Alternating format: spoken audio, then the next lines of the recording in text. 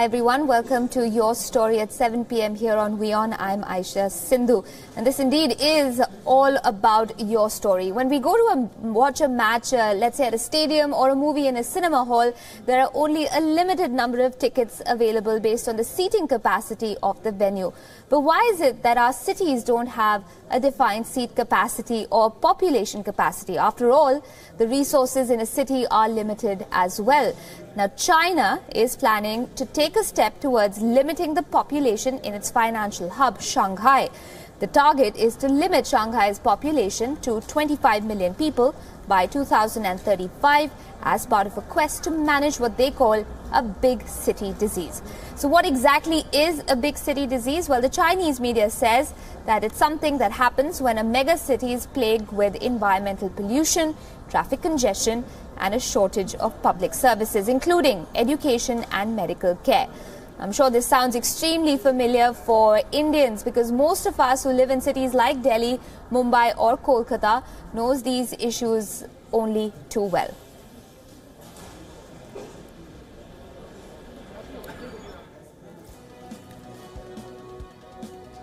So this is the big problem faced by big cities, and China is trying its best to deal with the situation. It's thinking of capping the number of people who can live in cities like Shanghai. So is that a possible solution for India's problems as well? So many of China's biggest cities also face surging house prices, stirring fears of a property bubble. The Chinese government had set a similar limit for Beijing, declaring that Beijing's population shouldn't exceed 23 million by 2020. Beijing had a population of 21.5 million people in 2014. So how exactly will the Chinese authorities limit the number of people in cities like Beijing and Shanghai? After all, aren't all main offices and top businesses located in these two big cities? Well, that is the big challenge. China is looking to shift some government agencies and state-owned companies, as well as other non-core functions, to a newly created city about 100 kilometers south of Beijing. An exact date, of course, hasn't yet been set for this shift, but Beijing officials have already begun reshaping the city's population.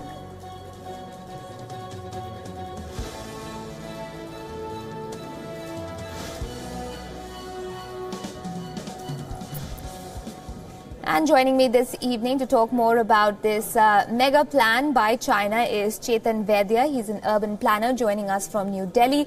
Also with us is Aina Tangan, who's a strategic analyst and, of course, the author of a couple of books, if I'm right, about the blueprint for China's cities. Good evening, gentlemen. Thank you both for being with us here on the broadcast. Aina, let me come to you first. In your opinion, this plan that China has at capping the number of people in cities like Shanghai and Beijing and creating these sub-cities, so to speak, do you think it's going to work to deal with China's super swelling cities? Yes, I think they don't really have any alternative. As you mentioned before, even in India, you're coming across this kind of just way too populated areas. The roads just simply can't handle it. And absolutely essential services are just not there. So unless you do this, unless you have the government do this, how is it going to happen? The market itself is just going to play to what can be done in terms of making a profit. But in China, the government has a central plan, and that's one of its main features, a strength. But of course, it comes at a cost, because individuals will not have the freedom to choose exactly where they live. They basically have to qualify. All right. Chetan, can I ask you if you think a similar scenario would work in a country like India, which seems to be suffering from big city disease itself?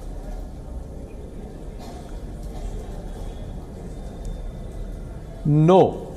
A similar approach in India will not work. I think large cities need mass transport, sufficient funding, accountable governance, proper planning and affordable housing to make them livable.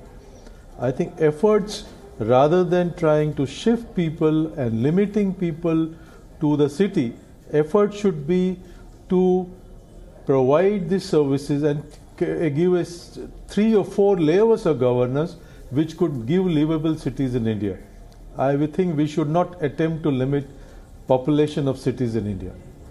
All right, and do you think that's the big difference, of course, within India and China? Because in India, being a democracy, there's going to be a lot of things that need to be taken into consideration. People can't just be asked to up and move their place of work, their place of residence, because the government has a better plan.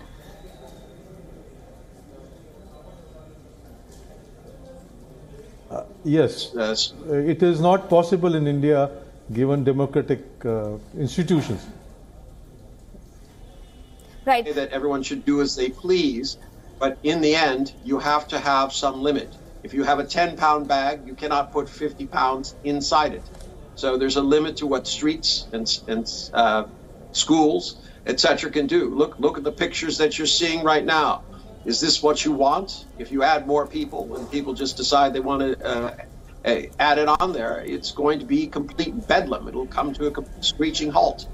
But tell me something, Einar. What happens when these sub-cities also reach capacity? I mean, how much can you keep, sort of offsetting the problem of one city by creating a new one? Isn't that a huge economic problem as well? There's going to be a lot of infrastructure that needs to be created. And, of course, people's hopes and desires also have to be accumulated or rather accounted for. I mean, isn't it a dream for the average Chinese to make their way over to cities like Beijing and Shanghai to, work and earn their livelihood? Well, it's a dream until it's a nightmare. If you experience morning rush hour and you have to literally drive, take 2 hours to get to work and then to get home, I don't think that's necessarily the kind of life that you want. So, I mean, there has to be a balance. The marketplace doesn't provide from this. It's fine to say you should create levels and things like this, but cities have their capacity, and you're running up against this within India. And I think it is very important for the municipalities and the central government to take a strong hand in guiding people along. Otherwise, you'll have dysfunctional cities. People will start to move out, and then you have a lot of wasted infrastructure and things like this. So, yeah, I do think centralized planning is good. I've done a lot of it myself in the past, and I think it's absolutely necessary. All right, stay with me, both of you. The question, of course, now is, can Indian cities ever hope to limit population? That is, people migrating to big cities in search of work, because the more number of businesses and government offices that are based in the cities, the more number of people that will flock to them, either to work or to avail their services. First, take a look at the number of people in our top two cities, Delhi and Mumbai. One is India's capital, the other is its financial hub. Millions of people migrate to these two cities every month looking for work. And here's a breakdown of how exactly these two cities map out in terms of numbers. In fact, Noida, on the outskirts of India's national capital, was created about 40 years ago as a planned industrial township close to New Delhi. It's part of the national capital region, though it's located in the state of Uttar Pradesh. The town then developed into an IT hub and then a real estate hub. With more people migrating to Delhi, many started living in Noida. In fact, recently an Allahabad High Court order noted that the Greater Noida Authority has allotted more than 85% of the acquired land from farmers for residential use, thereby losing sight of the prime objective of why the township was created in the first place. Those are, of course, the details as far as Noida goes. But why are they building houses? Because there are people who work in Delhi and the national capital region who need houses to live in. So are our cities able to keep up with our pace of growth? In fact, Navi Mumbai or New Mumbai was also planned to decentralize industries, most of them located in Mumbai, as the city was known back, or rather Bombay as the city was known back then. A Maharashtra government says that the intention was to accommodate a population of 21 lakh people.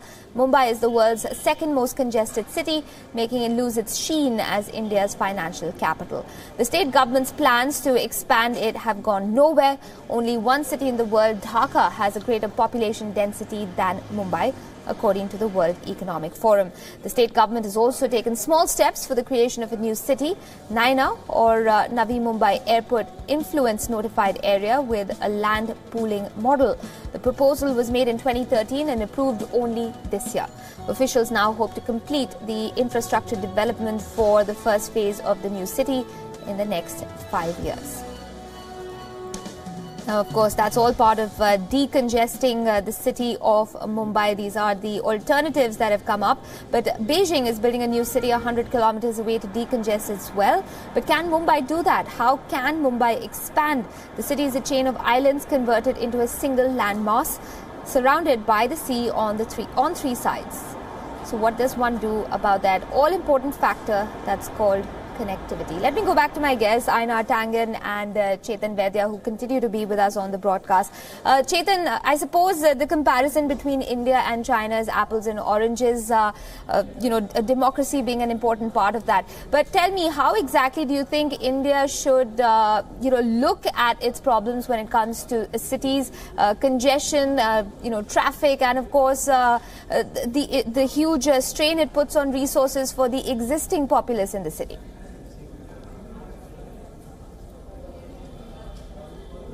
I think the focus should be on improved mass transport, link it up with land use, higher density and higher floor space index. And that would help us, and then link it up with non-motorized transport, walking spaces, transport-oriented development. All that would help us to create more livable cities. And this whole idea, already in India, the metropolitan cities are not growing as fast as the second level of cities. So that process has already started. And secondly, this whole idea of carrying capacity of city in practice doesn't work, because for different infrastructure, the carrying capacity is different. To get a overall carrying capacity of a metropolitan area is not possible. So I would still feel that rather than trying to limit population of a city, we should focus on how to improve, decentralize and create a number of decentralized governance models. But when it comes to China, do you think that this model that they are experimenting with as far as Shanghai and Beijing goes, is that a long-term solution, or do you think that's also going to be a short-term quick fix? That is also going to be a short-term solution. Eventually, even the new cities will reach a level where they will not be sustainable.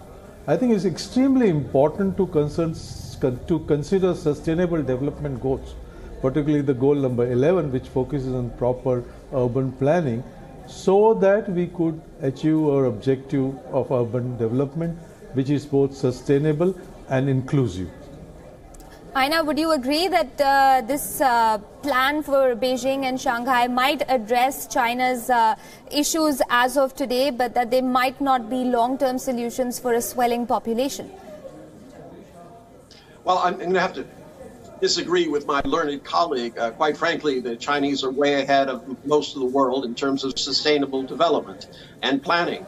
That's exactly what they're doing. They're creating a series of cities, a city cluster, that's going to be a home to 130 million people, and it will take advantage of the opportunities that are available in the capital city, Beijing, but it'll extend them to areas as the new city, Shandong, and Tianjin, and what they called Zhenjing.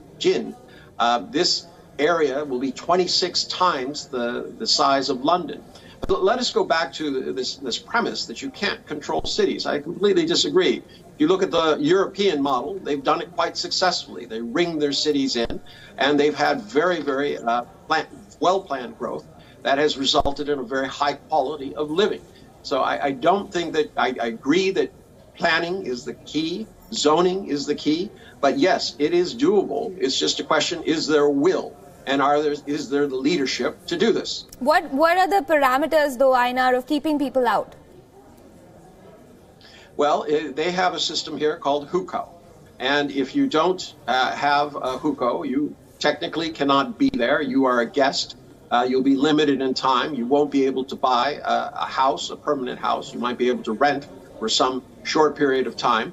But there will be only so many units. In Shanghai, they're being very careful about how much space can actually be developed. Now, Shanghai is not a city that sits on the ground. It's already a series of skyscrapers that tower over everything, but it mixes in neighborhoods that are low rise, that have character, And this kind of diversity is really what makes a city wonderful, but it must be controlled. This is not something where it's you let it organically develop and try to patch it up as you go along. That's what you have currently in India. It's just out of control. And I think anybody living in those cities would have to agree. But tell me something, Einar. Let's say I was in China and I don't fit the requirements as per the Hukao program, but I'm a fine journalist, and I feel that the best place for me to pursue what I love most is the city of Shanghai. But the plan prevents me from making my way into the city to pursue that dream. How does one negotiate something like that? Well, it won't prevent you from getting into the city. It'll prevent you from buying an apartment in the city. So, for instance, you could live in Kunshan, which is on the periphery of Shanghai, and then commute in. They actually have a subway. What they're trying to do is they have so much space. You need relief space. You need places for schools, for medical care facilities, basic services that the people need on a daily basis. And you cannot do that if you have offices built where they should be. So it's not a question of there's going to be a gate at the city, surrounding the city. This is not Donald Trump's China, where you have a wall. It is simply a way of controlling the public spaces so that it makes rational sense. So you don't have the kind of pollution. You don't have the traffic jams. You have access to a high quality of life, even though you live in the city.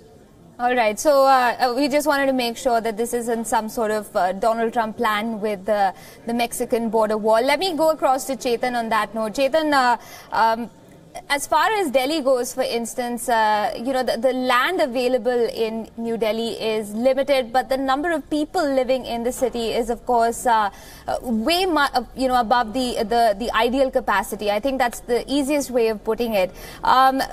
But unlike China, unlike the example that Einar just shared with us, there's only that much one can do to prevent people from coming into Delhi, buying property in Delhi, living a life in New Delhi. So how exactly do you feel going forward does India deal with the fact that Tier 2 cities are already coming up in a big way, but people are still moving into metropolitan cities and wish to pursue their lives there? How exactly does then the government or state governments handle the problem that's only going to appear even more and more so in the next couple of years?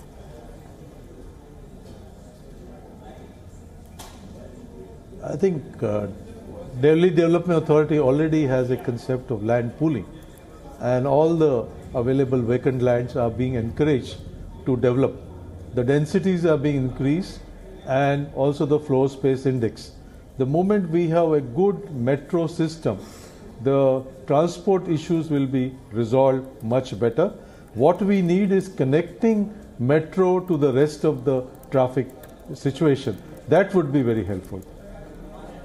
All right, so we'll have to leave it at that. I suppose there's a lot of work to be done as far as India goes. We've have to wait and watch if the experiment works out in China, though Einar definitely believes that it will. I'll leave it at that. Gentlemen, thank you both for joining us this evening. Einar Tangan and Chetan Vaidya, appreciate you taking out the time to speak with us on your story. For now, though, let's turn our attention to a new report that's going to sound like music to India's ears. The country is all set to become the 5th largest economy next year in dollar terms. It'll get there by overtaking the United Kingdom and France. The London-based Centre for Economic and Business Research, or CEBR, painted an overall upbeat scenario for the global economy for 2018. The boost is mainly due to cheap energy and technology prices. Now, CEBR's report places India's growth as part of a trend in Asia. According to it, the region's economies will increasingly dominate the top 10 largest ones over the next 15 years. The overall view held by economists is that India's growth was slowed by restrictions on high-value banknotes last year and the rollout of the goods and services tax in 2017. Meanwhile, the report says China is likely to overtake the US as the world's #1 economy in 2013. Also, the UK looks like it'll lag behind France for the next couple of years, but the swap will be temporary because CEBR predicts that Brexit's impact on the British economy won't be as bad as is feared.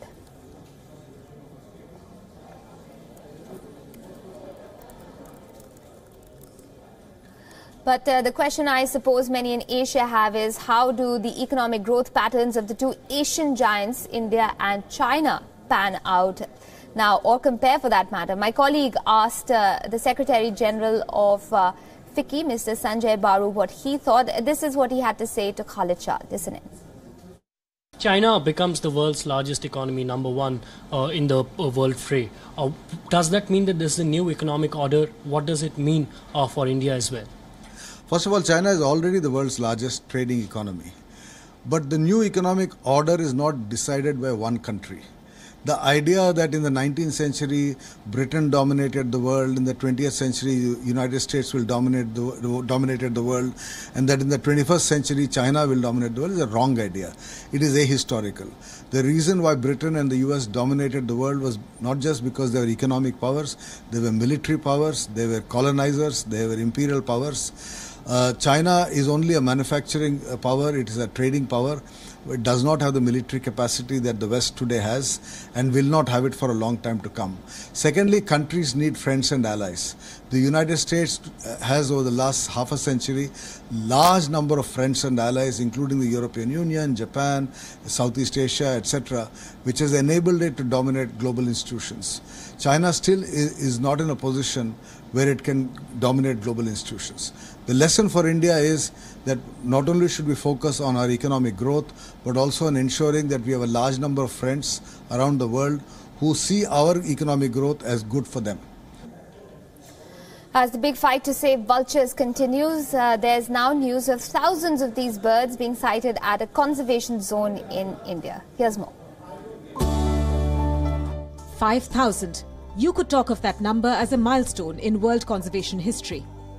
This possibly is the world's largest congregation of vultures in years. 5,000 vultures of different species have been seen wintering in a 5,600-hectare conservation zone in India's desert state of Rajasthan. Jorbir, in India's border district of Bikaner, is on the back page of a Hindi daily, but on the front lines of world raptor conservation. Luckily, it falls on the route of vultures migrating from Eurasia and Mongolia.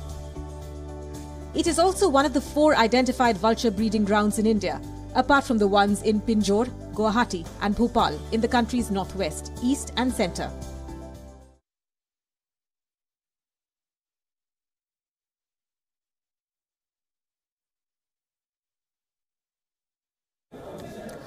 Right. It's been a white Christmas in Japan's northern Hokkaido island. A snowstorm has hit normal life and the island has turned into a sheet of white. Flight services and road traffic remain suspended to the region. The Met Agency is warning of more severe snowfall and avalanches in the days ahead.